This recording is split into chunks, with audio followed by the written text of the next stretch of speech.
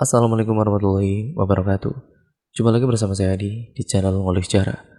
Pada video kali ini saya akan kembali lagi membacakan suatu kisah misteri ini. Yang kali ini masih tetap berjudul Ritual Penolak Jodoh. Yang kali ini memasuki part yang ketujuh.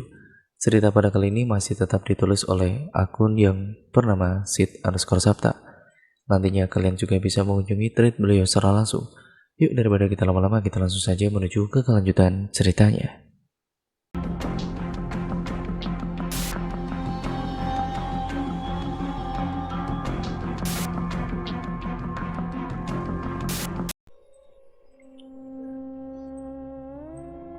Saat waktu mendekati zuhur, Muti mengarah ke masjid di pinggir jalan.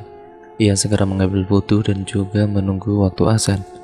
Setelah masjid, ia pun memohon ampun dan niat untuk menjadi orang yang jauh lebih baik di masa depan. Ia tidak ingin mengulangi kesalahannya untuk kedua kalinya. Selamat tinggal Bara, gumam Muti lirih dalam doanya. Bara pun menengok Hanif atas respon yang diberikan kakaknya itu. Petunjuk apa itu? Tapi mengapa Hanif hanya diam saja? Begitu pikir Bara dalam hati. Malam ini adalah malam ke-14, tepatnya 2 minggu Bara sudah berada di kampungnya. Rutinitasnya berjalan seperti biasanya. Akan tetapi tetap saja, Bara merasa ada yang hilang dalam dirinya. Ritual isim pun masih ia jalankan, hanya pernah sekali ia terlewat saat malam ke-10. Saat itu ia begitu kelelahan setelah ikut abahnya ke pasar kecamatan untuk berbelanja bahan jualan. Malam ini saat sedang makan malam, orang tuanya tiba-tiba mengajak bicara Bara. Bara terheran-heran sendiri padahal sebelumnya orang tuanya tidak terlalu banyak bertanya. Bar, Abah nggak pengen terjadi apa-apa, tapi lebih baik kalau kamu memang ada niat nikah, segerakan, jangan banyak bermain dengan perempuan.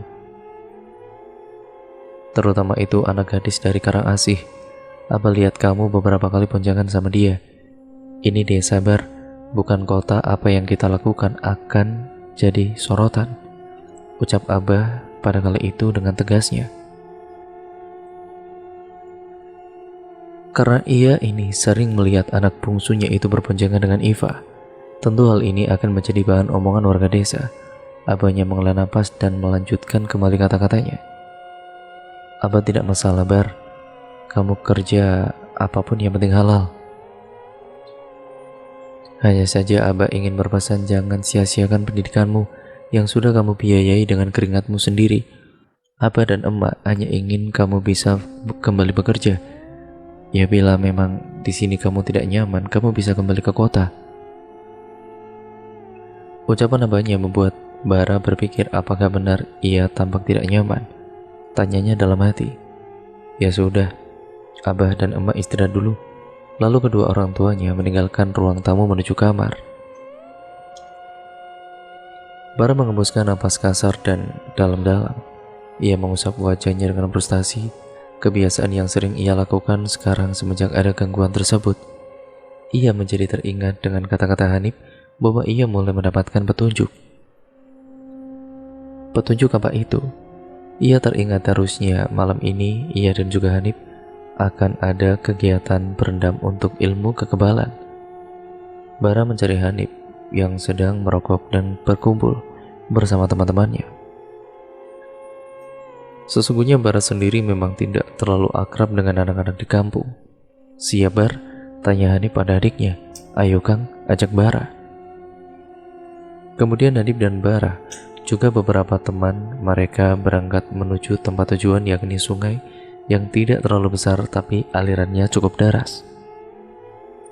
Perjalanan ke sungai itu memakan waktu cukup lama, 30 menit. Karena jalan yang dilalui masih jalan cadas, sehingga harus berhati-hati. Sampailah ketujuh pemuda itu di pinggir sungai itu. Motor-motor pun berjejeran di pinggiran sungai. Ada sosok yang sedang duduk di atas batu sungai yang besar. Sosok yang dikenali Bara itu adalah Kang Aji. Kang Aji menyeringai melihat anak buahnya. Anggap sajalah begitu telah datang. Ia pun segera menghampiri ketujuh pemuda tersebut. Malam ini adalah kalian latihan kebatinan dan ketahanan tubuh. Nanti kalian pun akan bisa merasakan makhluk-makhluk gaib. Setelah ini, kepekaan kalian akan hal-hal gaib akan terbuka. Apapun nanti yang akan terjadi, cukup rasakan, jangan dilawan agar kalian paham. Akan ada saya yang mengawasi kalian bila terjadi sesuatu bahaya, ucap Kang Aji meyakinkan ketujuh pemuda tersebut. Sekarang kalian segera lepas baju kalian, hanya menyisakan celana kolor kalian saja. Pakai kolor kan semuanya? Tanya Kang Aji sembari bercanda untuk mencairkan suasana. Entah apa yang Bara pikirkan sekarang, hal ini sangat jauh dari kebiasaannya di kota.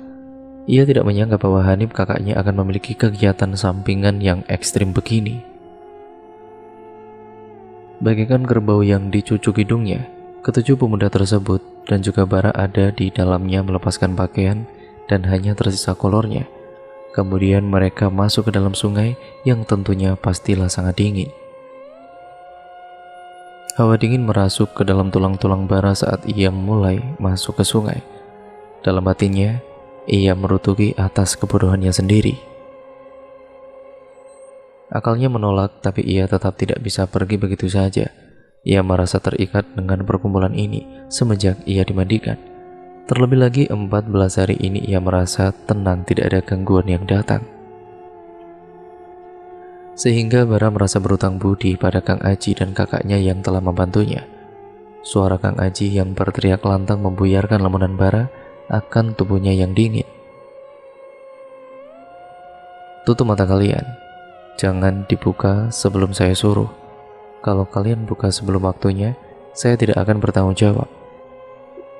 Jangan pikirkan apapun, lepaskan semuanya.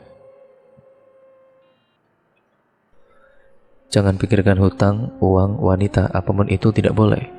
Nikmati keterangan yang kalian dapatkan.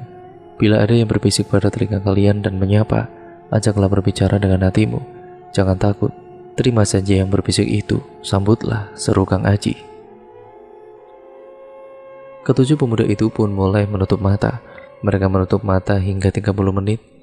Hawa dingin yang menerpa tubuh mereka pun seolah sudah tidak terasa apapun.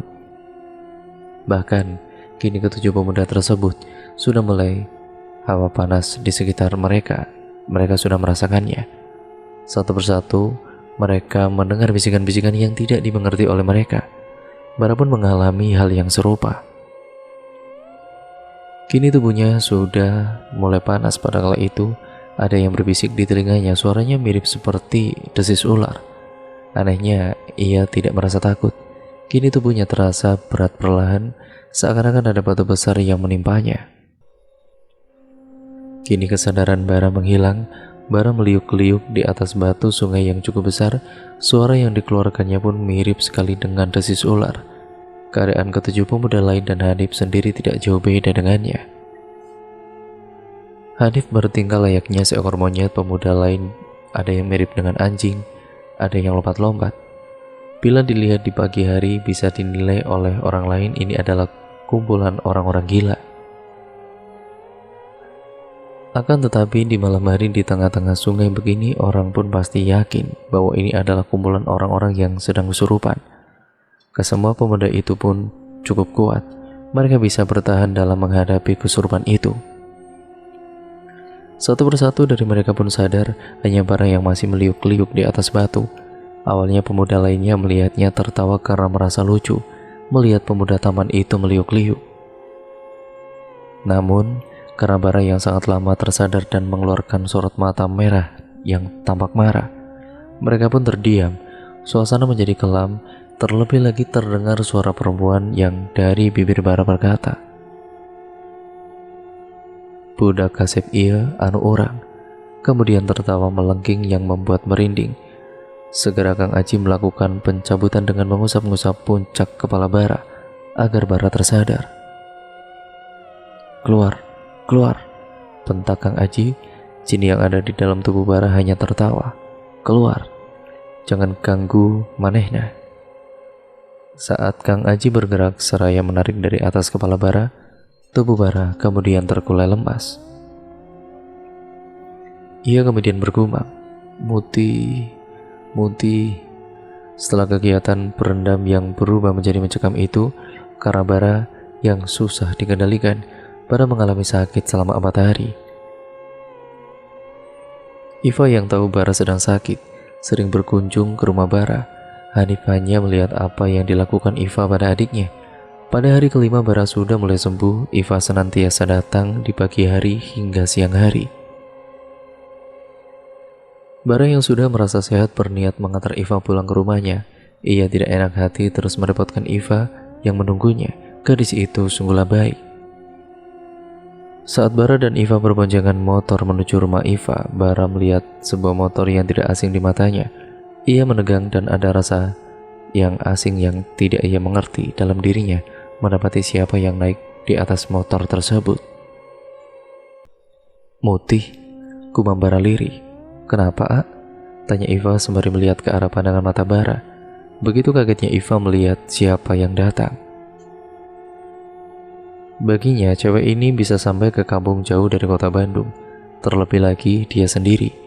Muti yang dari jarak kurang lebih 200 meter tampak kaget melihat pemandangan di depannya. Ia ingin menahan rasa sesak di dadanya. Ia harus menyampaikan apa yang akan dia sampaikan meskipun nantinya respon yang ia terima akan menyakitkan hatinya. Bara pun menghampiri Muti. Muti, bagaimana bisa kamu sampai di sini? Tanya Bara dengan heran. Apa kabar, Bara? Muti malah berbalik bertanya. Untuk apa kamu kesini, Muti? Geram Bara. Bara, aku mohon, izinkan aku berbicara sama kamu, ini penting. Ini tentang keselamatan kamu. Ucap Muti memohon. Dari kejauhan pemandangan 3 orang itu diawasi oleh Hanif yang memang sedari tadi menguntit Iva dan Bara. Hanif sebenarnya ingin mengetahui bagaimana Iva sebenarnya. Apakah sesuai dengan dugaannya? Nggak bisa. Harus ngobrol apa lagi sih kita? Aku kan dan juga kamu nggak pernah berhubungan apapun. Kamu nggak perlu harus mengkhawatirkan aku, bentak Bara. Muti menutup matanya, ia menguatkan hatinya. Bara, aku gak akan lama. Aku hanya ingin berbicara berdua sama kamu. Ada yang harus aku sampaikan hanya pada kamu. Muti menatap Iva yang duduk di atas motor. Lagi-lagi gadis itu hanya menunduk seperti kejadian di kafe tempo lalu. Enggak Muti, aku gak mau, cegah Bara. Muti memegang lengan Bara dengan pelan. Hal ini tidak luput dari pandangan Iva. Bara, aku gak akan menemui kamu lagi setelah ini, aku janji. Aku akan lupain kamu. Aku mohon dengarkan aku untuk keselamatan kamu. Bara berbalik melihat Muti, menatap Muti dengan rasa yang campur aduk tidak mengerti olehnya. Ya, Iva menyentuh pundak Bara pelan seakan menenangkan, membuat Bara menoleh pada Iva. Hal ini tidak luput dari pandangan mata Muti. Ia menyipitkan matanya melihat Iva yang selalu mengelus pundak Bara. Kamu pulang saja, Muti. Aku gak mau berbicara sama kamu.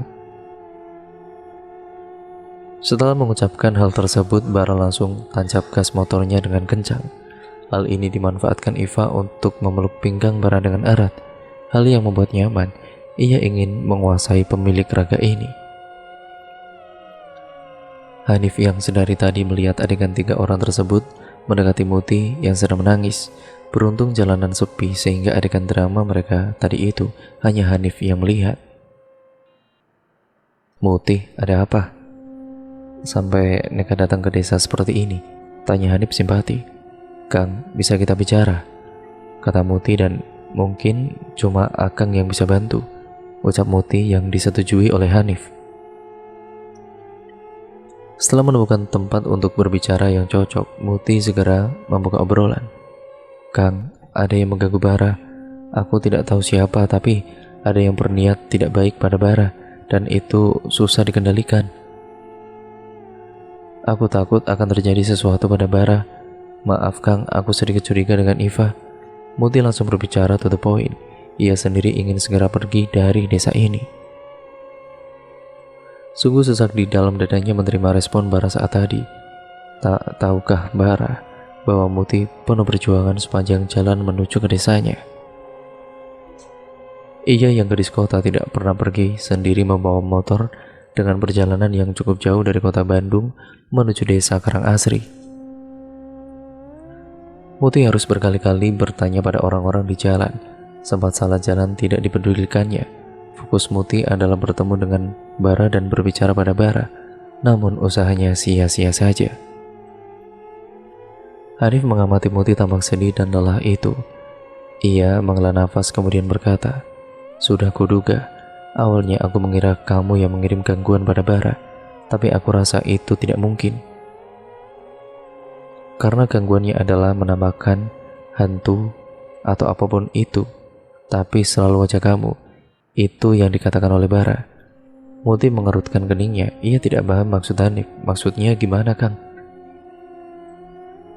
Bara, sudah lama waktu ia di Bandung, katanya setelah pertengkaran kalian di kafe dia mengalami mimpi buruk.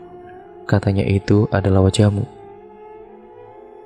Di sini aku yang heran, harusnya bila kamu yang mengirimnya adalah kamu membuat Bara jatuh cinta.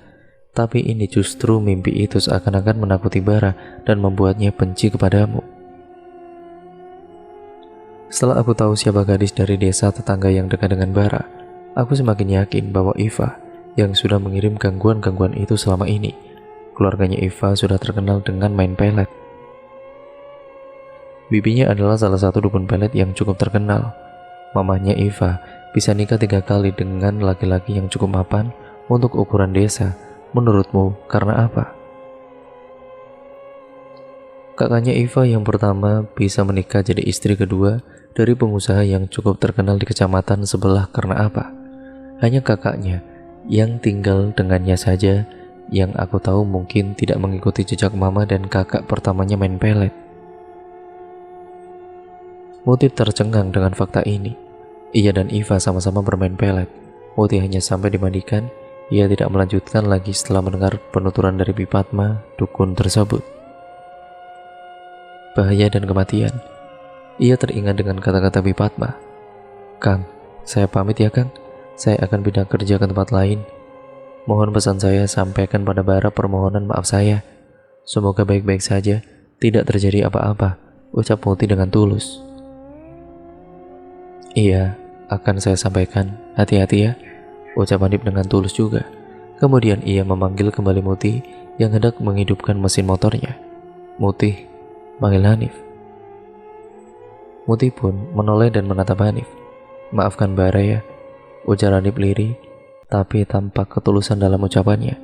Mendengar kata-kata Hanif yang demikian, membuat air matanya menetes dengan kurang ajar tanpa izinnya.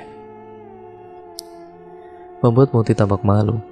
Ia segera usap air matanya. "Iya Kang, ngatur nuwun." Muti segera melajukan motornya, tidak ingin berlama-lama lagi. Respon Bara yang sangat buruk, padahal Muti hanya ingin menyampaikan pesan dari Bipatma. Dan melihat untuk terakhir kalinya orang yang dia cintai, Muti sudah berjanji ia akan melupakan Bara. Ia pun memutuskan untuk pindah ditempatkan di luar kota Jakarta dan Surabaya, cabang perusahaan advertising tempat ia bekerja. Saat waktu mendekati zuhur, Muti mengarah ke masjid di pinggir jalan. Ia segera mengambil air wudhu dan menunggu waktu azan. Dalam masjid, ia memohon ampun dan niat untuk menjadi orang yang jauh lebih baik lagi di masa depan. Dan ia pun tidak ingin mengulangi kesalahannya untuk kedua kalinya. "Selamat tinggal Bara," gumam Muti dengan lirih dalam doanya. Bara harus hati-hati dengan Muti itu.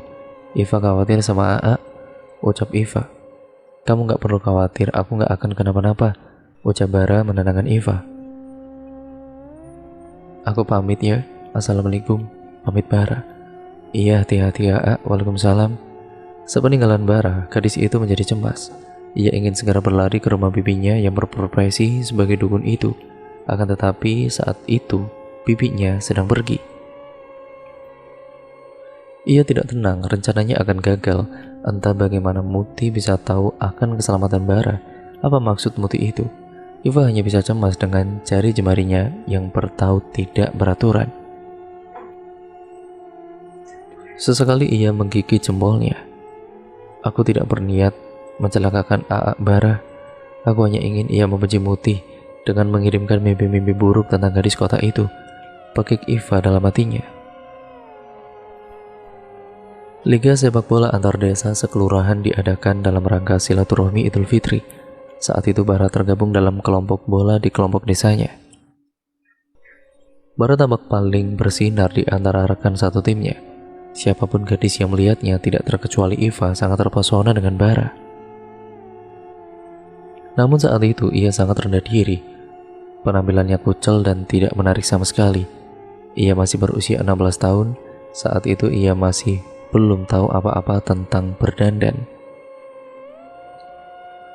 Terlebih lagi ia selalu merasa rendah diri atas omongan nyinyir warga desanya yang mengatakan mama dan tetehnya main pelet karena selalu bisa menikah dengan orang-orang kaya. Keluarga mereka dituduh materialistis oleh masyarakat sekitar yang tidak mengerti keadaannya. Saat ia melamun, tidak sadar bola yang digunakan sebagai pertandingan terlempar mengenai kepalanya. Ia sakit, tapi ia juga merasa senang karena yang menolongnya adalah pria tampan bernama Sabara. Sayangnya Sabara tidak mengenalinya. Sejak kejadian itu, Iva selalu ke lapangan desa untuk melihat penampilan Bara dalam pertandingan sepak bola. Banyak sekali para gadis yang mencoba mencuri perhatian Bara. Ia mendengar kasakusuk tentang Bara dari para gadis yang membicarakannya. Ih, si Kang Bara kasih pisan ya, mirip banget sama Iqbal Kobe Junior eta, ucap gadis berjilbab pas minaping itu. Ih ganteng, Aa Bara nyaho, lihat gara si Aa Bara buka lesung pipit manis gitu, ucap gadis berambut panjang tergerai hingga bahunya dengan takjub. Tahu nggak sih, cenanya ini teh, Aa Bara itu kerja di kota, udah pegawai tetap lagi. Nama panjangnya mah Sabara. Dia mah pemuda paling kasep di Karangasri. Kayaknya mah di kecamatan kita deh. Perkataan gadis ini ditemani teman-temannya yang tertawa secara bersamaan tanpa melepas pandangan kekaguman pada Bara. Sejak itu Iva mencoba mencari tahu tentang Bara, anak Karangasri. Ia berusaha berdandan dan merubah penampilannya. Iva sempat bekerja menjadi ART di Padalarang di sebuah perumahan elit, akan tetapi ia hanya bertahan 1 tahun. Ia belum ingin bekerja sebenarnya. Iva merasa ingin mengenal dekat dengan Bara. Tapi bagaimana caranya? Karena Bara sendiri sangat jarang berada di kampung bila tidak liburan panjang seperti Idul Fitri karena pekerjaannya. Gayung bersambut saat liburan Idul Fitri di kampungnya dekat dengan PLTA Saguling akan diadakan pasar malam dan hiburan rakyat sejak 1 minggu sebelum Idul Fitri hingga 3 minggu setelah Idul Fitri. Iva sudah beberapa kali berada di pasar malam, tapi Bara tidak pernah tampak batang hidungnya. Baru setelah hari ketiga Idul Fitri, Bara terlihat di pasar malam. Iva melancarkan aksinya untuk berkenalan dengan Bara dengan cara menabrakkan diri saat di parkiran motor. Motor yang dibawanya pun terjatuh. Tentu saja Bara yang tidak tega segera menolongnya dan kemudian membantu Iva untuk duduk. Disinilah Iva pertama kalinya mengusap lengan Bara dengan pelan saat ia hendak dibantu Bara berdiri. Sebelum datang ke tempat pasar malam, Iva sudah mandi kembang. Tidak lupa pula ia memakan bunga kandil. Ia selalu memakai liontin berwarna hijau yang ia sembunyikan di balik bajunya. Ia pun memakai minyak yang bertujuan untuk diusap-usapkan pada target peletnya, yakni Bara.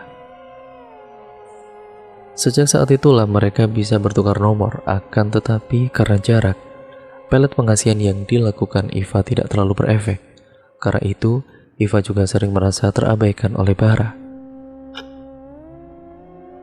Iva pun dilema karena jarak mereka. Bila ia bekerja di kota, paling hanya menjadi ART, dan itu akan membuatnya semakin rendah diri di depan Bara.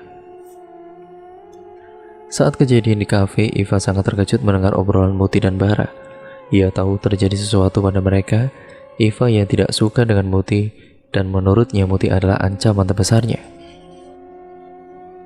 Iva pun kemudian meminta tolong pada bibinya lagi untuk menjauhkan Muti dan Bara dengan mengirimkan gangguan berupa mimpi buruk tentang Muti. Sebenarnya Iva pun sebelum pertemuan di pasar sudah sering melihat Bara di jalan, dan ia tahu bahwa Bara sudah tinggal di kampung. Oleh karena itu, ia meminta pada bibinya untuk menghentikan mimpi-mimpi Bara. Iva pikir ia telah berhasil mengambil hati Bara. Iva tidak pernah tahu dari hal yang dilakukannya akan membawa petaka bagi Bara, orang yang dicintainya. Bahkan petaka itu bisa membuatnya celaka pula. Iva yang sepertinya sudah dibutakan oleh obsesinya sendiri. Dan cerita pun akhirnya bersambung lagi ke part yang selanjutnya, yaitu part yang ke-8 ya teman-teman.